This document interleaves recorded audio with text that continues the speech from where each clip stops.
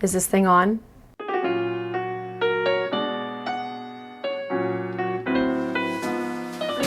Just kidding, this isn't my mic. My mic is fully right here. And why am I using a mic, you might ask? Well, funny story. Actually, not so funny. There has been construction outside of my apartment for the last like 2 weeks. So it's made it very, very difficult for me to like film a cohesive vlog because I just feel like there's constantly construction outside. And I have to keep breaking up my vlog structure to accommodate like times when it's not loud. Right now, shockingly, it's not that loud outside. And that's why I have this mic, in case weird loud things start happening outside, you won't be able to hear them as well. I was like, what can I do that I haven't done in a while? And then it hit me, a Q&A. Is this thing gonna get annoying? Maybe I should put it away. I feel like I'm just waving this thing around. This is a pen. I don't know. I just felt like I wanted a mic, but now I feel like I'm getting a little annoying with it. Am I? Please tell the truth. I asked on my Instagram story yesterday, I was like, I'm doing a Q&A. If anyone has anything to ask, let me know. I got a handful of very good questions. So I split it up into 4 categories. We have life, YouTube, theater, and New York City. So I thought we would start with life. I'm just gonna start by sitting right here, but I guess I'll move around my apartment and do stuff while I'm answering these questions. I wrote down about 20 of them, and I feel like if I just sat in this spot the entire time, that would get a little bit boring. First question is, what book are you currently reading? And I can actually show you guys. I thought I would start it off simple with a simple question. Some of the questions are like, what book are you reading? And then some people ask some insanely profound questions that I was like, I gotta think about that for a little bit. I am slowly but surely getting through this book. It's The Let Them Theory by Mel Robbins. I started it like 2 months ago. I'll sit down and read it every once in a while, but I'm also working on The Artist's Way right now, which is a book that you read and then like activities and things that you do. So kind of doing both of these. I'm getting a little too self-helpy though with the books. Like I like a self-help book, but a little too much. I get a little too introspective and then I'm like, what's the purpose of life? That's kind of the vibe I'm in right now. I'm like, what am I doing with my life? And so that kind of happens sometimes when I get a little too like introspective. So I think I need a good rom-com book to read. I saw some book at Barnes & Noble the other day. It was called like Summer in the City. It was about 2 people that probably hate each other that live in New York City that end up together. Like that's my jam, is just like a rom-com book that's stupid, where it's like 2 people that hate each other and then they fall in love. Best kind of genre. The Hating Game with Lucy Hale, that movie, / I guess it's a book too. You guys. So if you have a good rom-com book, let me know. I'm always in the market for that. I need a little fiction in my reading habits right now. What is the one self-care thing that you don't skimp out on? Something I don't skimp out on, my nails. This just popped off right before I started filming. That's so sad. I was never ever one to get my nails done, mostly because until 8th grade, I wasn't allowed to wear nail polish. Like my school didn't allow me to do that. And then I could finally paint my nails in high school, but I did so many shows and dance competitions, I could never have my nails painted. So just never did my nails. Then I went to college, my nails looked like a 10-year-old boy's. I always say I have little grubby hands. They're small, but they're not dainty. They're like a little kid's hands. I don't know, like I always feel like my hands don't look like an adult woman's hands. Whatever, we're not gonna get into my hand insecurities. The summer after I graduated college, I got my nails done, I got acrylics, and I had never felt more alive. I was like, wow, this is how the people doing their nails are living. It makes me feel put together. And I also bite my nails. It's like a very anxious habit of mine, which is disgusting. Now I invest in getting my nails done I can usually go about 4 weeks with my dip. And it's my real nails, like if you can see, I've grown them out. So I'll spend between $50 and $75, depending where I go, on my nails every 4 weeks. Very worth it.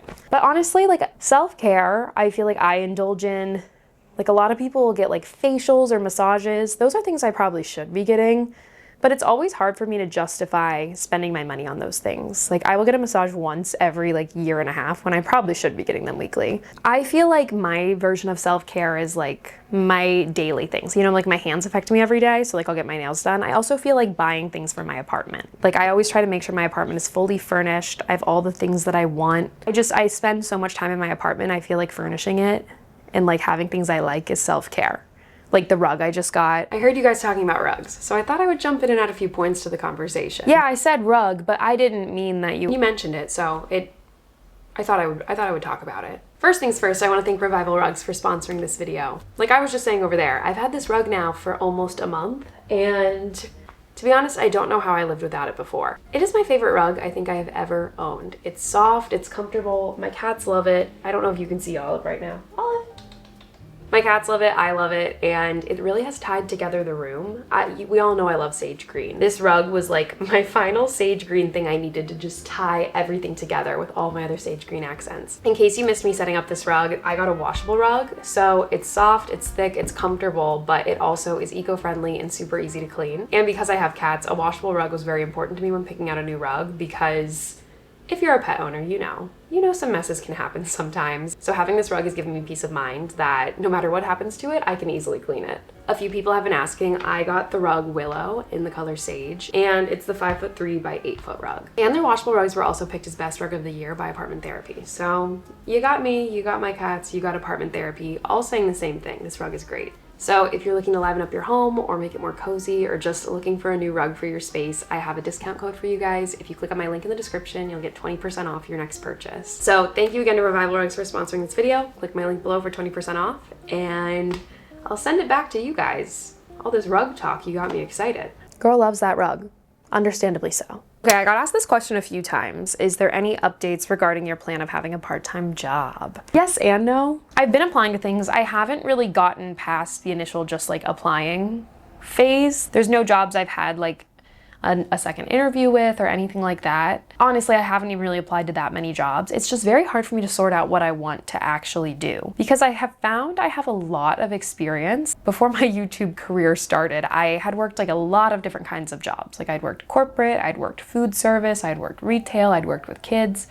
So like I could go down several paths, but I feel like I have a very specific idea of what I want to do in mind, but I don't know what that actually is. Like ideally, I'm working like 20 to 25 hours a week doing something that might be like hybrid, like I could do at home or in an office or somewhere. It used to be like maybe I could work at a coffee shop. I don't know if that's actually what I want to do. I'm having like a midlife crisis on all fronts when it comes to literally everything. So I'm still working on it. I have my whole resume done. I have my LinkedIn done. And I've been like reaching out to friends and getting their opinions on like what they do for work, what they think I should do. I've been really trying to figure it out. And I kind of gave myself till the end of April, like hoping that I would at least be in the talks of a job by the end of the month. But so yes and no. And like in a perfect world, I don't need to get a part-time job, I just get a theater job. But that also has been something I haven't really been putting myself out there for, because there's so many variables at stake and at play right now. So I don't know, I'm feeling kind of lost. I'm feeling optimistic, but I'm feeling lost. Have you ever been to Europe, and do you have any travel plans? So I've been to Europe once. I went to Italy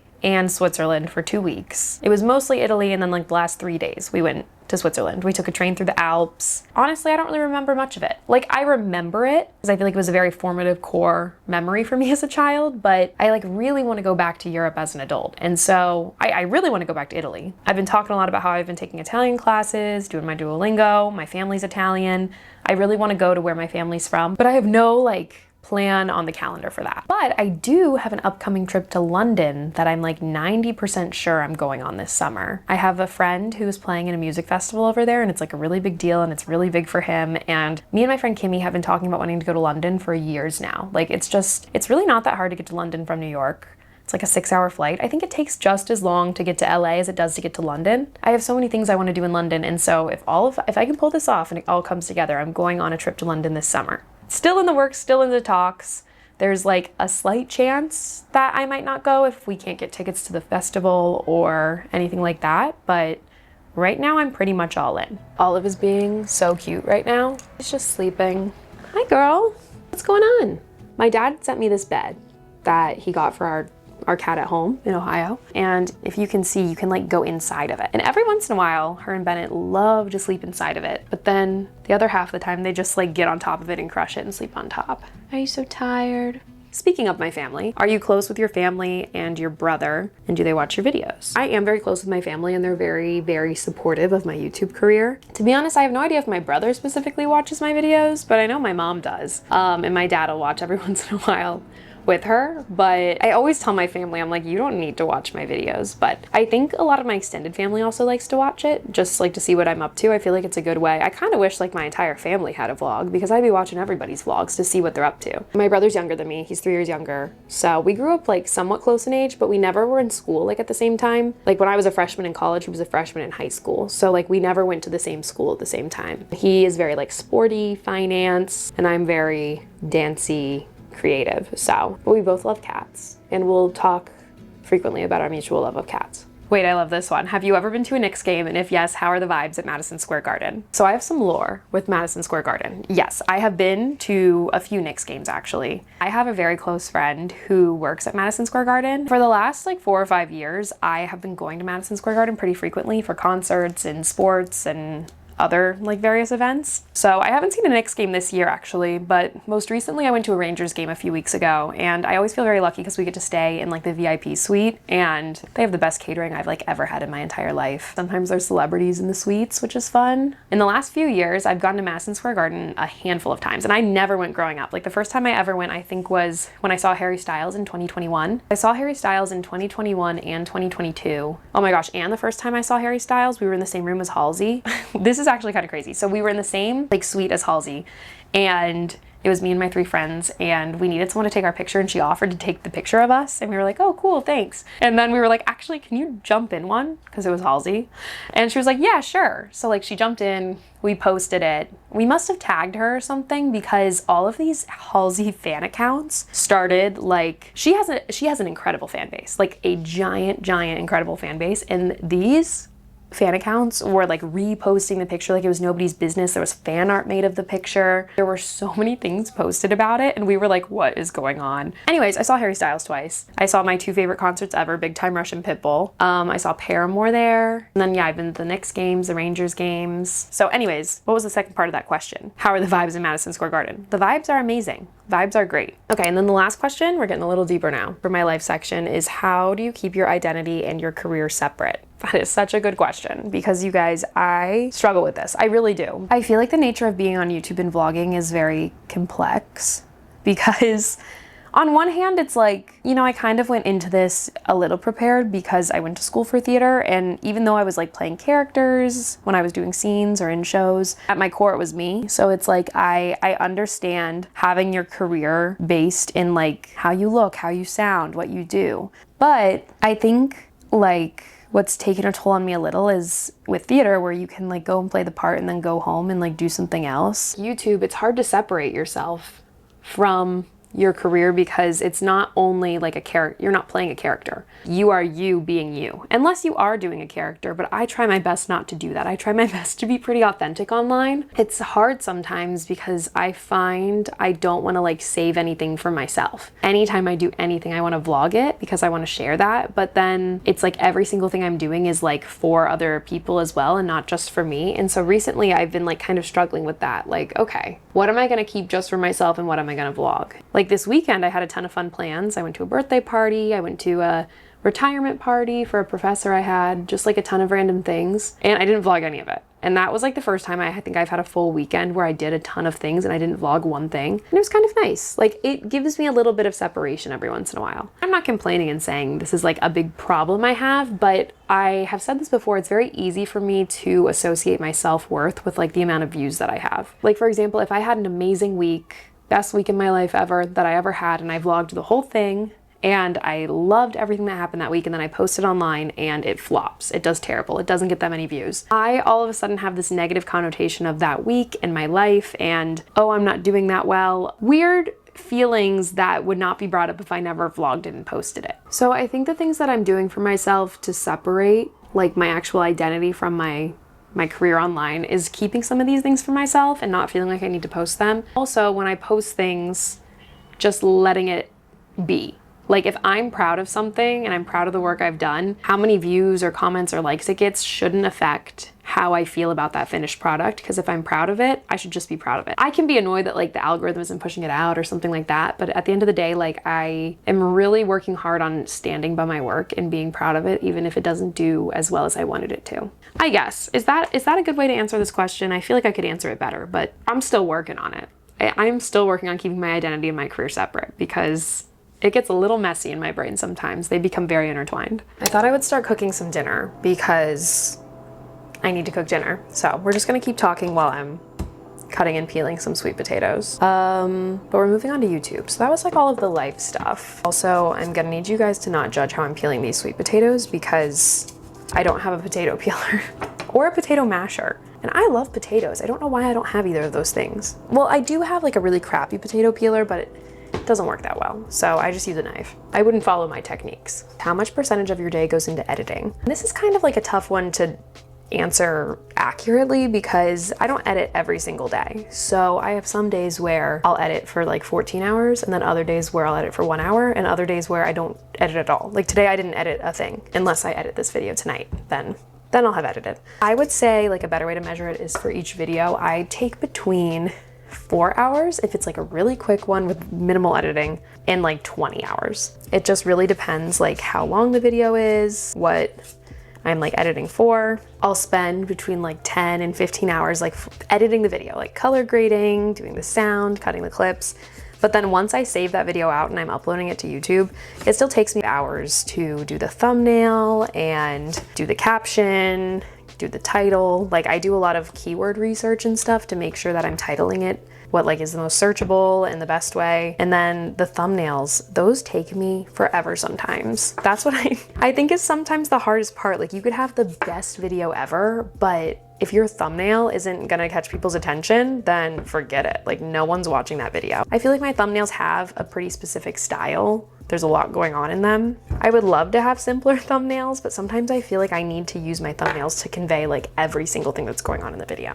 Here's me not answering your question again, but it's really subjective to the video. A vlog where I'm out and about will definitely take longer than like something where I'm inside. Like for example, I posted a vlog a few weeks ago that was redecorating my apartment. That was pretty quick to edit because I only used my main camera. I was only in my apartment. I didn't have tons of B-roll footage or like extra footage out and about from the streets. Like if I do a full week in my life vlog, I'm sometimes importing footage from 4 different cameras. So it takes like, there's like a lot of moving pieces, but with a video that's inside, pretty simple to edit. Probably only like 5 or 6 hours. I'm almost done peeling these potatoes. The answering questions while cooking, like real time, is kind of crazy because then you guys are gonna see how long it actually takes me to cook anything, especially while I'm talking. Forget it. Do you see yourself vlogging in 10 years? No idea. I feel like that's like a hard question to answer because not only do I not know where I'll be in 10 years, I don't know what the state of the internet's gonna be like in 10 years. Like I have no plans on stopping anytime soon, but I also don't know, I guess what, in 10 years, I'll be 37.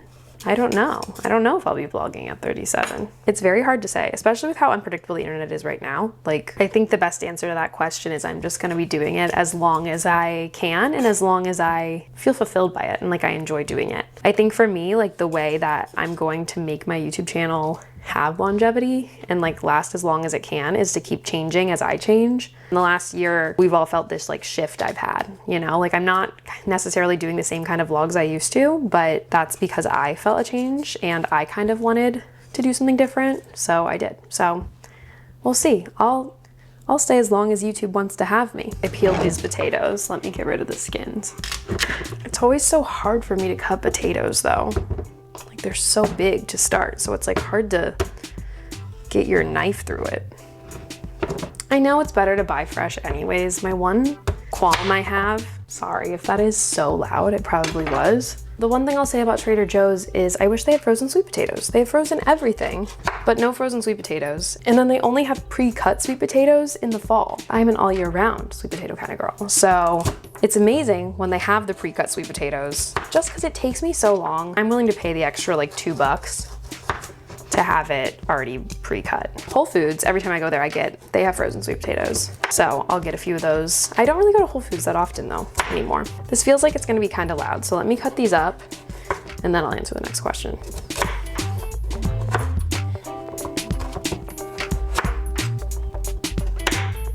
Kind of wondering if I really needed to cut up this many sweet potatoes, but do you use any editing / color grading presets for Instagram or YouTube? Well, first and foremost, for Instagram, I'm a VSCO girl.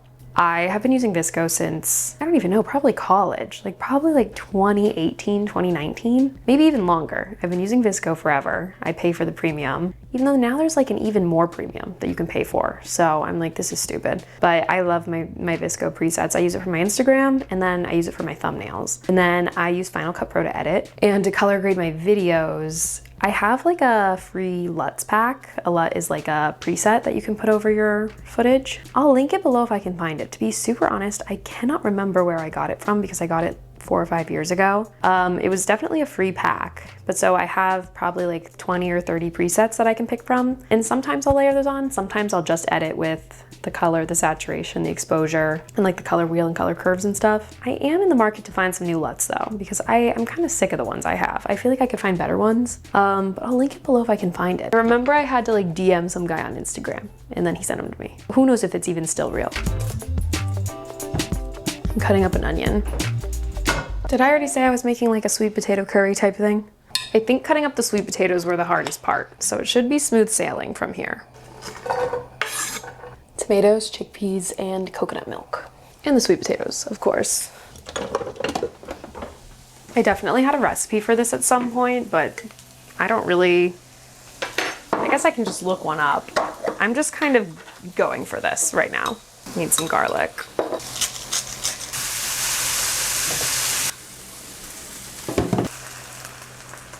So what camera do you use specifically for your vlogs in public? Good question. I use 9mm. Not really, but I do have like a handful. So right now I'm filming on the Canon M50. Pretty much like 90% of the time never leaves my apartment. I will say the other day I sat in the park and I filmed a clip for a video. I brought this, but I'll only bring this camera out and about if I know I'm just gonna be sitting and talking. If I'm on the go, on the move, like fully vlogging, I have the DJI Osmo Pocket 3. I got that last June, and that one is great for on the go filming. Any of my like exploring NYC or trying NYC videos, I use that camera because it's really little, it's like this big, and it has a gimbal in it, so it's very stable. And then if I'm just like walking around town, like I'll bring that, but I also, a lot of the time, just use 0.5 on my iPhone. Great quality. I had a big sound issue for a while. I felt like the sound was terrible ever since I got the iPhone 15, but I fixed that in the settings. And then once in a blue moon, I'll use my Canon G7X, which I typically use that just for pictures now. That was my very first vlog camera. But if, let's say I'm bringing that because I want to take pictures, and then I don't want to also bring my DJI or film on my phone, I'll film vlog clips on there sometimes. So in public, I'm either on my DJI or my iPhone, most likely. Let's add some curry powder. How did you become comfortable filming vlogs in public? Honestly, truthfully, I'm still kind of uncomfortable filming in public. I've definitely gotten better at it over the years, but there are still lots of situations where, like if I'm walking past people, I'll put my camera down. If I'm walking on the street and I'm vlogging a clip, I typically go to a street where there's not many people, or like I just wait for a lull in like a lot of people. And half of it is because I'm like a little self-conscious, but the other half is like, I just don't want to inconvenience people. One of my biggest pet peeves is being out and about somewhere and like knowing I'm in someone's video. Like if I'm at the gym or if I'm, I don't know, just anywhere. And like, I just know I'm in the back of someone's video and like I look terrible or something. I'm like, ugh, this is so annoying. So I try my best not to inconvenience people when I'm out and about and I'm filming. Like I don't ever really want to get anybody in my videos like for a long period of time that does not want to be in them. I don't know. It's like half me being uncomfortable and half me being like nervous that I'm going to make someone upset. I think it's just something you have to practice though, because the thing is like, if you're not, you know, getting anyone in your videos that's going to be annoyed about it, at the end of the day, no one really cares. I went to Central Park the other day and I got out my camera and I was like, okay, people are gonna think I'm weird. Like I'm sitting here just talking to my camera. And then I was like, wait, no one cares. So I guess my advice would be just do it more often, practice it, and just remember no one cares as much about it as you do. Is this part of the original recipe? As I'm looking at it right now, doesn't really make much sense. Now I'm like, maybe I shouldn't have added these tomatoes, but it's too late.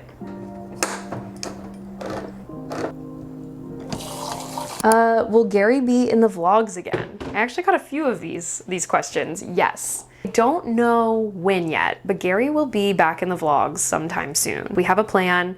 I feel like we need warm weather to do the videos we're doing. Initially, my Trying NYC series started as like me having a different friend every single time, but now I feel like the happy hour series is its own thing. It'll always be Gary doing the happy hours with me. I kind of want to do a margarita themed one. I don't know. Let me know. Let me know if you have any suggestions. I don't know if we should just do another neighborhood. We should do like a theme of a drink. He wants to be back in the videos. I want him back in the videos. So that is definitely coming up as the weather gets warmer. How do you feel when you get low views for a period of time? Not great. I feel like I want to add a little spice to this.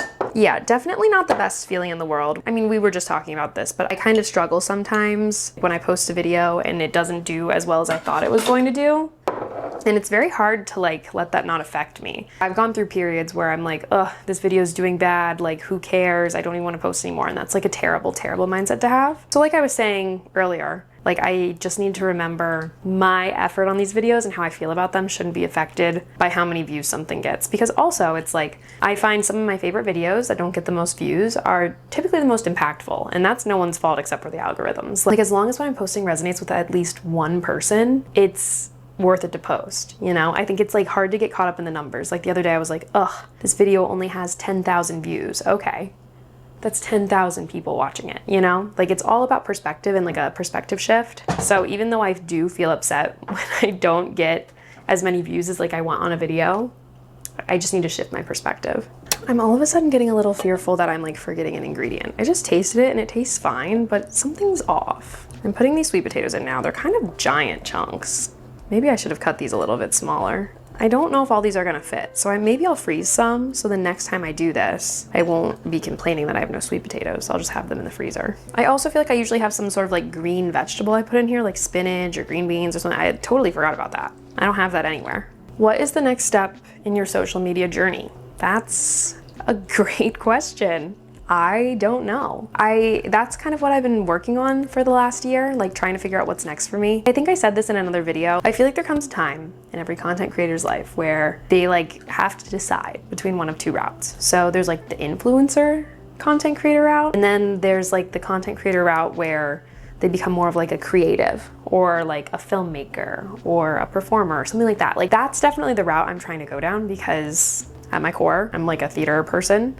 So like me doing this is my outlet to like create and perform and do all of that. As much as like, yes, I'm an influencer to an extent, I think I really want to go down that creative path a little more. I would love to like write and produce and star in my own like mini series or like something like that. But it's very nerve-wracking and like scary, and there's like a lot of effort that goes into that. So I don't know. I think I'm figuring it out. I don't really know what the next step is, but I've started dabbling in making more like creative videos and videos with themes. I've been trying to learn more about like filmmaking. So I think that's like what's next for me, is just learning as much as I possibly can. Now I'm gonna clean up and make some rice while this simmers for like 20 to 30 minutes. And the last thing in my little YouTube section is advice for struggling with consistency. Oof. Tough one. I feel like the first, but like also most obvious piece of advice I would give is make a schedule for yourself. And I know this is easier said than done. Like you could say, oh, I'm gonna post on Friday every week, but if you're working like a full-time job or doing a ton of things, it's really hard to like hold yourself accountable to do that. If you don't have a schedule yet, that is like the easiest first step. Because once you have a schedule, you feel like you have a deadline. I think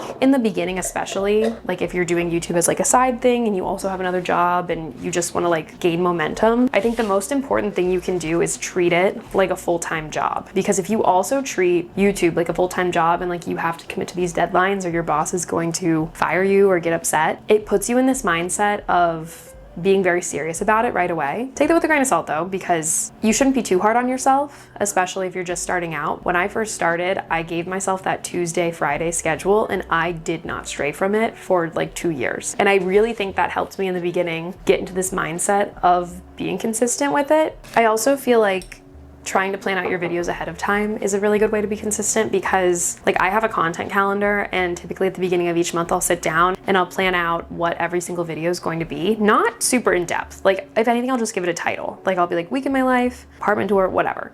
and I'll block out when I'm going to film that video and what it's going to be. And then throughout the month, it's always subject to change. Like this month, I've already changed what I'm doing 1,000 times. Like I said at the beginning of the video, I was not planning on doing a Q&A, but life circumstances, this is what happened. But if you already have this schedule with all of these specific videos you want to do, it's easier to make yourself do them. And then if you can't do them, it's not that much pressure to just change your idea, because you're only having to do that for like one video instead of the pressure of each week having to be like, ugh, what video do I have to come up with this week? You kind of have a loose outline of what you're already going to do, and then the ideas come from there. I'm gonna make some rice and we'll keep talking in a minute when I'm eating dinner. The sweet potatoes still have to simmer for about 10 more minutes and the rice is still cooking. Now we're moving into like theater, performing, all of that. The first question is, do you have a dream show you want to be in? Do I? Right now, my dream show is just a show.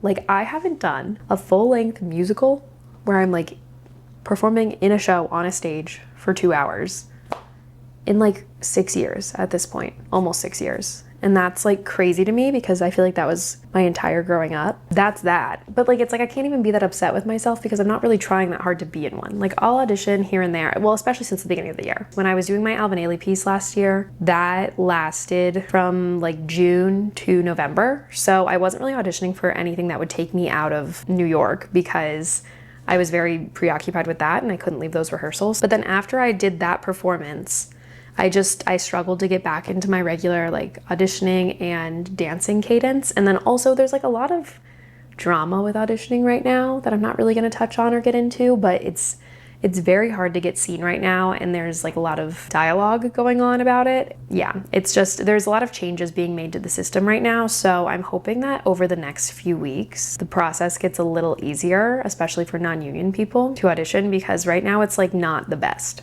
I'm optimistic that it'll get better. If you don't know anything about theater, you're probably like, what the heck are you talking about right now? My dream show in life though, or like my favorite musical, I guess, if you missed it. I feel like in every Q&A someone asks like my favorite show or my dream show. It's Crazy for You. It's a musical by George and Ira Gershwin, and it is absolutely my favorite musical of all time. I did it in high school.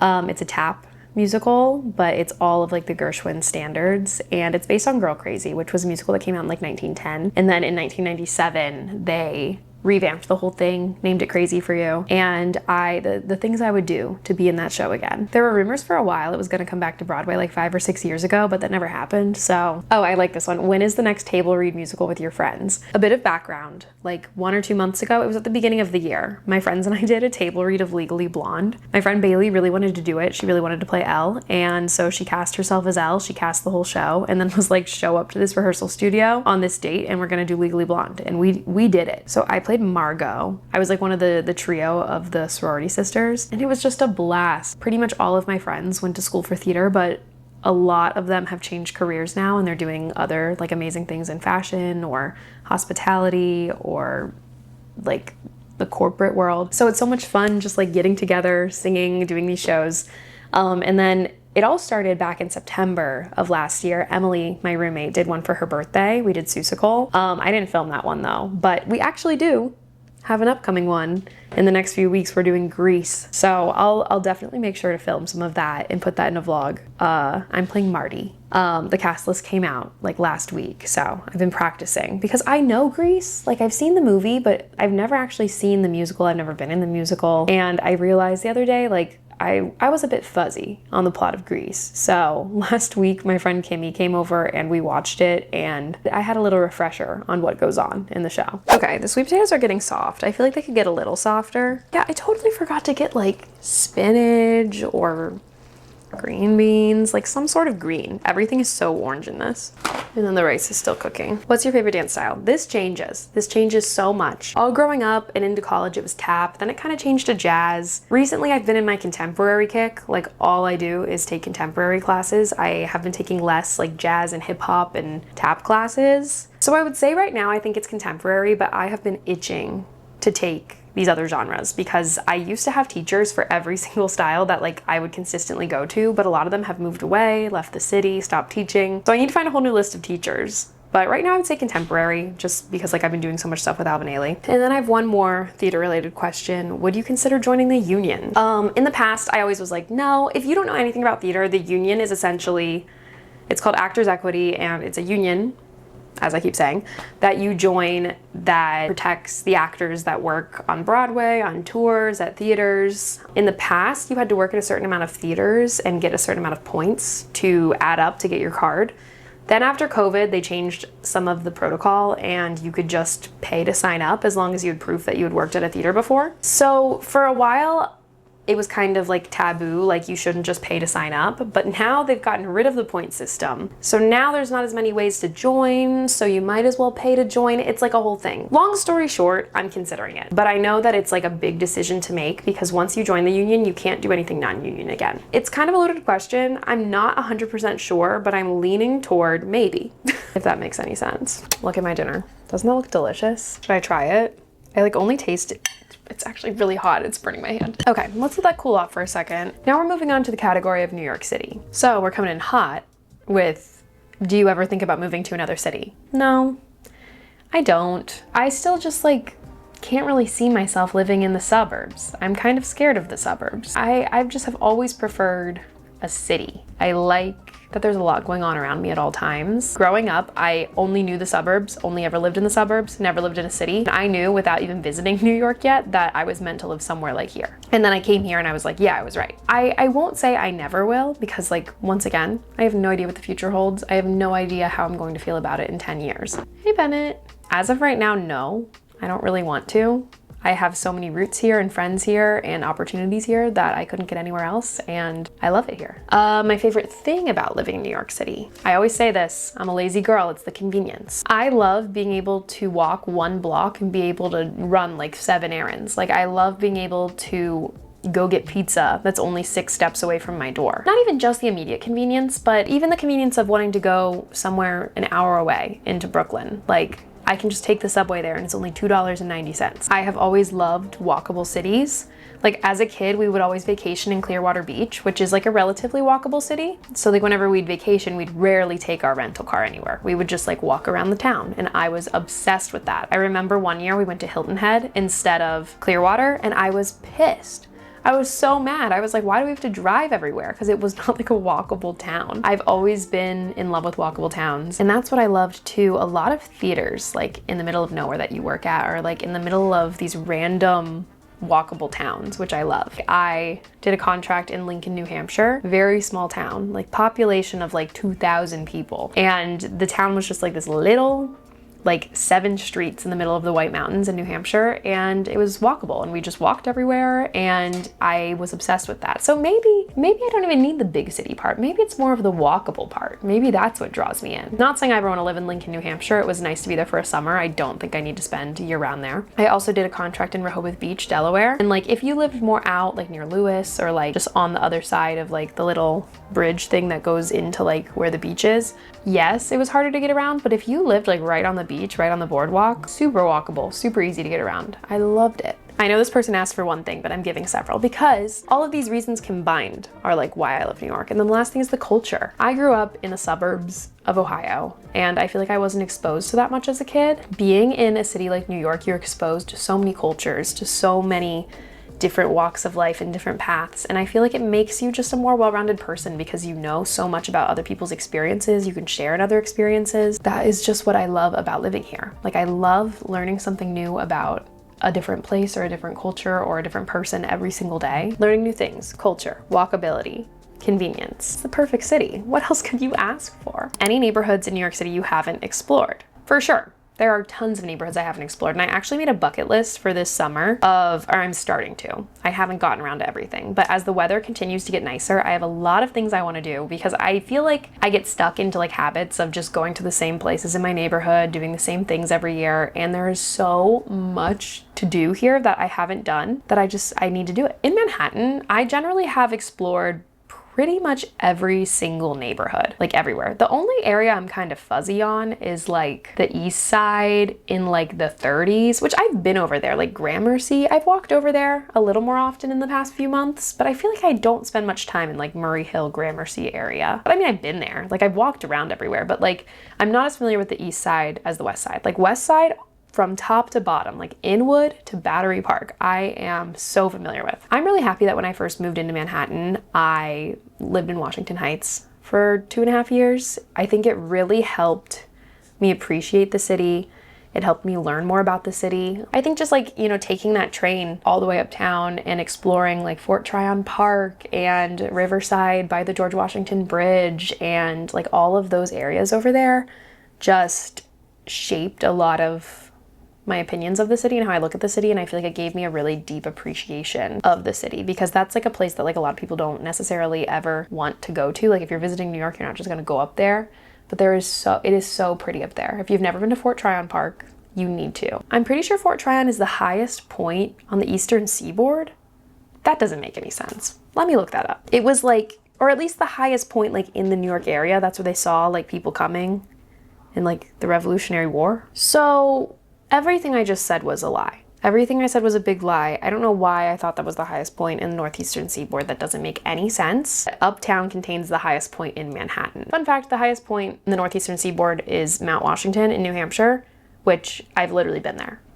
So that's embarrassing for me. The highest point in Manhattan, this is a really fun fact, is Bennett Park in Washington Heights, which this is such a special park because my cat Bennett was found there. That's where he was found. He's from Washington Heights. It's crazy too. That's why his name's Bennett, obviously. But it's just crazy that that's where he was found, because at the end of 2019, but especially during COVID, like 2020, because I lived in Washington Heights all through the pandemic. I never left. I was here the whole time.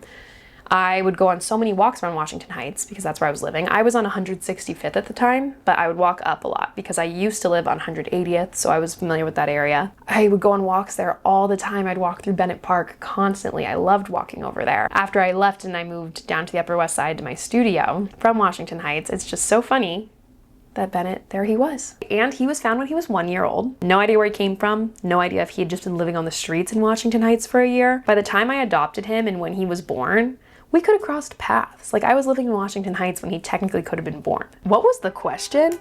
Okay, I just went on a bit of a tangent. Anyways, point of my story, I've explored pretty much everywhere in Manhattan. Brooklyn, Queens, the Bronx.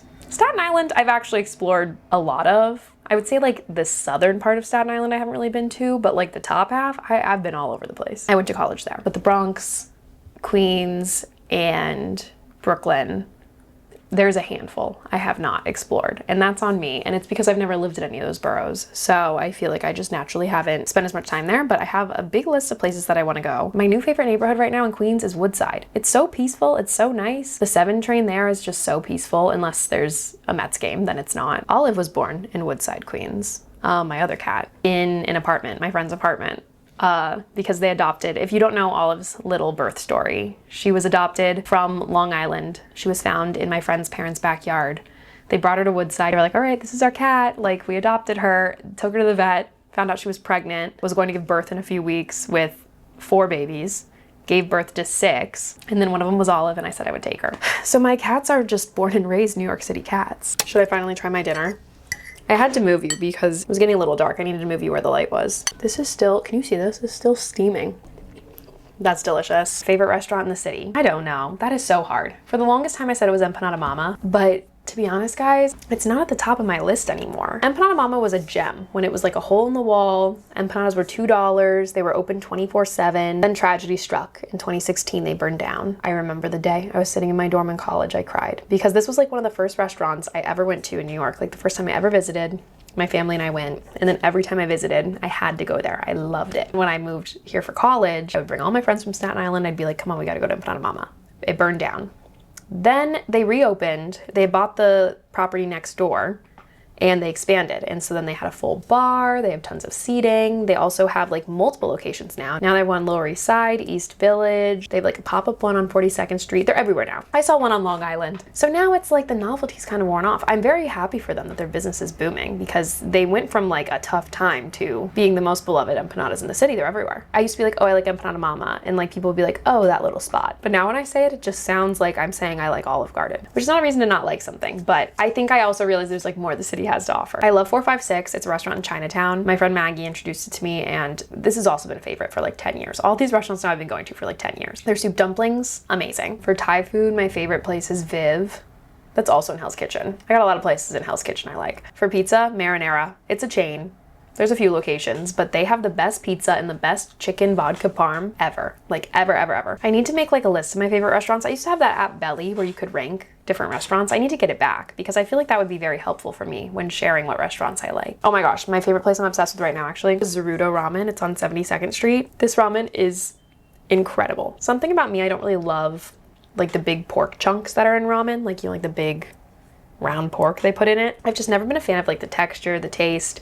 So I usually get like a vegetarian one, but this place has ground pork that they put in one of their bowls, and it is a game changer. It is so good. They also have garlic butter edamame, and they're like a dumpling bar, so tons of dumplings. That is one of my favorites right now. And now for my last question. If you had to live somewhere for 2 months that you've never been before, where would it be? Okay, well, I have been here before, but I was 12, so I feel like it doesn't really count. I feel like I would love to live in LA for 2 months. I'm kind of convinced I wouldn't like LA that much. Like, I don't think I would ever want to go to LA just to like try to make it there. I think like if I had to go to LA for a reason, like if I was in a show, if I was in a movie, I don't know, maybe. I don't think I would ever just like be like, all right, I'm gonna move to LA. Like first of all, I'm convinced I've forgotten how to drive. I have not stepped behind a wheel in 2 years. I'm nervous, I don't remember how. And you need a car. And I just don't like how spread out everything is. I just went on that whole tangent about how I love a walkable city. So, but I would like to live there. If I could live there for 2 months, just to see what it was like, maybe. If that's cheating, because I've technically been there before, maybe somewhere in Europe, maybe London. I mean, I don't even know if I'll like London. I've never been. And if I go this summer, I guess I'll find that out. I feel like because of the West End and all the theater that's there, I would maybe really like living there for a few months. So maybe that's my answer. So that's all the questions I think I'm gonna do. I'm planning on starting a vlog tomorrow. So hopefully I don't have super loud construction or like extenuating circumstances that